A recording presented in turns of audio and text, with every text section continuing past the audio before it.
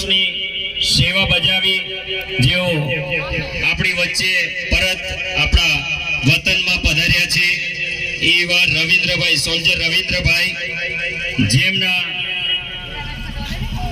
કલાવતી માં કલાવતીના ખોળે જેમણે જન્મ લીધો અને ગુલાબભાઈએ જેમને સંસ્કાર સિંચીને ઉછેર કરીને દેશની સેવા કાજે રવિન્દ્રભાઈને સૈનિક તરીકે આ દેશની સેવા કાજે મોકલ્યા, ત્યારે આપણા માટે તેઓ 24 વર્ષની ઉચ્ચતમ સેવા બજાવી અને પુનઃ આપણા વતન પરત થયા છે, ત્યારે રવિન્દ્રભાઈનું સન્માન સ્વાગત કરવું એ આપણા સાગબારા તાલુકાના સૌ નાગરિકો, યુવાનો, વડીલોની એક ફરજ સેવા સમાન આપણે ગણીએ છીએ।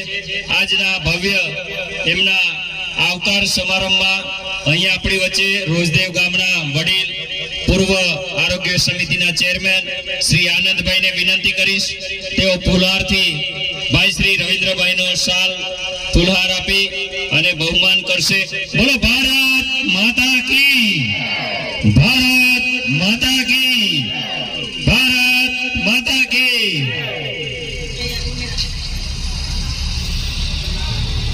સાથે સાથે એમની સાથે રાજુભાઈ પણ રવિન્દ્રભાઈનું પુષ્પકલગી આપી સન્માન સ્વાગત કરશે।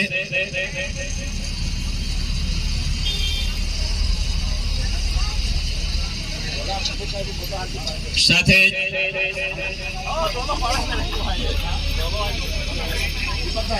આપણા અન્ય યુવાનો વડીલો પણ એમનું સ્વાગત કરી રહ્યા છે। જોરદાર સ્વાગતનો આપણે ફરીથી એક વાર બોલો વંદે વંદે વંદે ભારત માતા કી જય જવાન, જય જવાન, જય જવાન।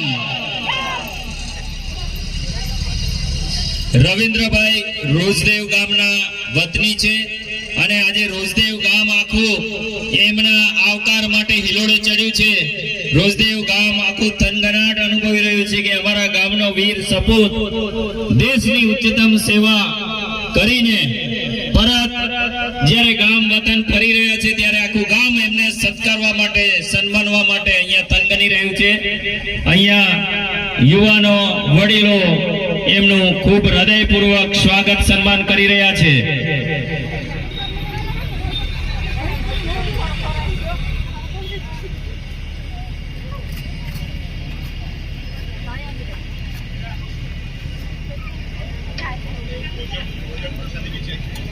રોજદેવમાં એક સુંદર મજાનો જે કાર્યક્રમ ઉપસ્થિત કરવામાં આવ્યો છે ગામ લોકો તરફથી, જ્યાં રવિન્દ્રભાઈનું ધામધૂમથી સ્વાગત સન્માન થશે। સાથે સાથે આખા ગામ વતી સૌને નિમંત્રણ છે, ત્યાં ભોજન પ્રસાદી માટે પણ સૌને આમંત્રણ નિમંત્રણ છે। અહીંયાથી રેલી સ્વરૂપે રોજદેવ પહોંચી ત્યાં એમનું સ્વાગત સન્માન પૂર્ણ થયા બાદ સૌના માટે ભોજનની વ્યવસ્થા પણ કરવામાં આવેલ છે। અહીંયા સ્વાગત સન્માન પૂર્ણ કરીએ છીએ અને રેલીને આગળ પ્રસ્થાન માટે વિનંતી।